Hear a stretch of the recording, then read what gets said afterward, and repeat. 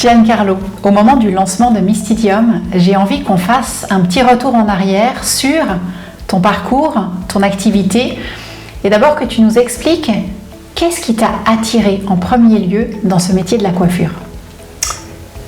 Bien, ça c'est la grande question. Alors je crois que ce qui m'a attiré en premier lieu, c'était une obligation, parce que ma maman ayant un salon de coiffure, à partir d'un certain âge, j'ai été l'aider, rien que pour un shampoing, un rinçage de teinture, rinçage de permanente, enlever les bigoudis. Et puis des fois je faisais les cafés, alors je débarrassais les cafés. Et en fait j'ai été lancé à l'âge de 12-13 ans, j'ai été lancé dans la coiffure, qui était pour moi une source de petits sous, parce que je recevais des petits sous, et puis une source d'aide familiale. Et c'est que bien plus tard, j'ai commencé à pouvoir vivre de la créativité, vivre de cette reconnaissance que les clientes me donnaient, vivre aussi d'imaginer, je dirais, une certaine activité business. Donc, ce qui m'a attiré au tout début, c'était l'obligation familiale. Avec toutes ces années d'expérience et de métier, j'imagine que tu as vu des transformations sur ta perception du métier, mais aussi sur la manière dont tu accompagnes tes clientes et tes clients. Ça a été quoi ces grandes transformations ? Ouais, je pense qu'il y a eu 3, 4, 5 grandes étapes. Je pense que la première étape, c'était, comme je l'ai dit tout à l'heure, je coiffais, les clientes étaient contentes, elles me disaient que j'étais doué, donc il y avait cet état de reconnaissance. Le deuxième, je dirais, step est arrivé que je voulais gagner de l'argent. Je voulais absolument avoir mon entreprise. Donc le deuxième step, c'était être entrepreneur, être indépendant, avoir son salon de coiffure, avoir une notoriété, et puis travailler. Je pense que le troisième step a été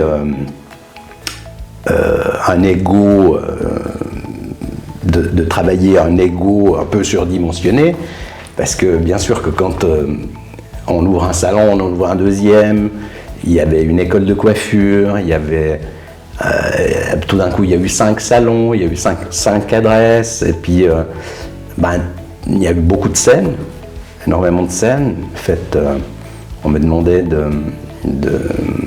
lors de lancement de produits, de gérer ces lancements de produits à travers la Suisse, à travers l'Europe.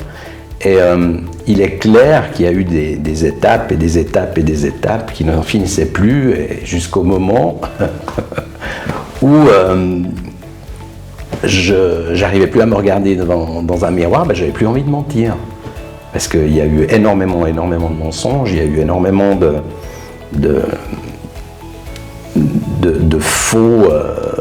fausseté, il y a eu... je disais oui aux clientes alors que j'étais plus en accord avec moi. Donc cette période de vie là, il est clair que j'ai tourné la page et j'ai fait une pause. Après cette pause là, je suis revenu avec un nouveau métier, avec une nouvelle vibration, des nouveaux sens. Et c'est à partir de cette période où j'ai commencé à me poser la question, mais est-ce que je dois continuer à mentir aux clientes si je veux avoir du plaisir à mon travail ? Et c'est à partir de là que tout a commencé à changer. C'est à partir de ce mouvement-là que j'ai mis en place une méthodologie qui aujourd'hui est présente dans mon travail de tous les jours. Donc ça n'a pas été un événement particulier qui a fait le déclic, c'est au fil du temps, tu t'es rendu compte que tu n'allais plus dans la direction Non, mais c'est clair qu'au fil du temps, je me suis rendu compte que je m'exténuais, je travaillais 14, 15, 16 heures par jour, week-end compris. À un moment donné, je pense que j'étais arrivé au bout de ce que je pouvais imaginer de faire au niveau du volume. Mais, à mon avis, je n'étais pas au bout au niveau de l'être intérieur qui était totalement emprisonné. Donc à partir du moment où j'ai mis de côté le profit, la rentabilité, le mensonge, j'ai fait naître un autre personnage qui a mis à profit d'autres valeurs, qui sont les valeurs humaines, et puis la beauté, la créativité, l'accompagnement. On a mis en place des sens qui n'étaient du tout pas utilisés dans ma première partie de ma vie professionnelle. Plusieurs fois, tu as mentionné l'importance pour toi de la liberté quand tu crées. Tu peux nous expliquer qu'est-ce que tu entends par liberté ? Alors, avant d'arriver à la liberté qu'un artiste doit avoir pour fournir le meilleur de lui-même, il faut revenir en arrière. Je crois qu'il faut d'abord avoir un aspect de respect, respecter, parce que au fait, quand on travaille sur une femme ou sur un homme, c'est la même chose. On doit rentrer dans une matière de neutralité totale.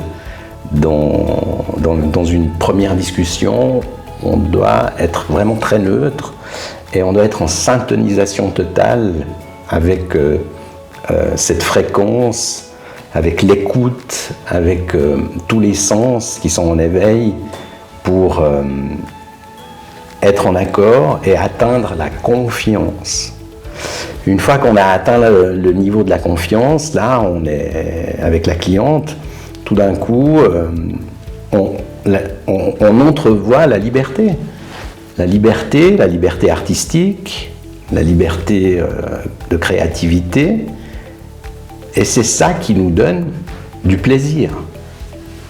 Et le plaisir, c'est cette ivresse artistique, c'est tout ce qui compose un peu un résultat qu'on pourrait imaginer le plus beau au monde, parce qu'on n'est que là, on travaille que dans la présence artistique, il n'y a aucune pollution, on n'a rien à vendre, et là on arrive à des résultats de beauté extraordinaires. Pour arriver à ce résultat de beauté extraordinaire, il y a plein d'étapes en amont, et je sais que toi tu prends beaucoup de temps pour faire ce que tu appelles l'anamnèse, le diagnostic, la compréhension de cette cliente ou ce client. Oui, alors l'anamnèse, c'est la première étape. Il est clair qu'on ne peut pas savoir, on va dire, quoi faire, à qui et comment, quel outil utiliser si on n'a pas une discussion. Cette discussion, bien entendu, elle peut partir de quelque chose de très simple. Ça peut être, je ne sais pas moi, il y a comme exemple, il y a quelques jours, j'ai reçu une nouvelle cliente qui a commencé par me dire qu'elle avait 5 kilos de trop. Et à partir de cet état physique, on en a fait une discussion et ça a débouché sur une autre sensibilité émotionnelle qu'elle avait. Et à partir de cette anamnèse, toujours en prenant du recul, parce qu'il y a quelque chose que j'ai appris durant toutes ces années dans ma profession, c'est le jugement. Il n'y en a plus dans ces anamnèses. En fait, on est là, on n'est pas là pour juger, on est là juste pour syntoniser ce qu'il y a de mieux à comprendre. Une fois que cette anamnèse est faite, il est clair qu'on a un état de confiance qui est vraiment à un niveau où la liberté artistique est ouverte. En fait, toute la suite, tout devient très logique. Souvent, les personnes qui viennent chez le coiffeur attendent beaucoup de ce résultat, comme une guérison psychologique, morale, etc., de se sentir tellement mieux après. Est-ce que tu as le sentiment de favoriser ou de participer à ces grandes transformations ou ces transitions de vie? Je pense réellement que, vu tous les résultats que je vois et tous les messages que j'ai en retour suite à certains travaux, je pense qu'on fait beaucoup de bien, mais vraiment beaucoup de bien aux gens, que ce soit au niveau du regard personnel qu'elles ont face à leur beauté, soit le regard des autres. Mais ce qui importe, c'est qu'il n'y a jamais eu de mensonge. En fait, cette femme, elle est venue, elle s'est livrée, elle ne m'a jamais demandé de ressembler à l'actrice X ou à l'actrice Y.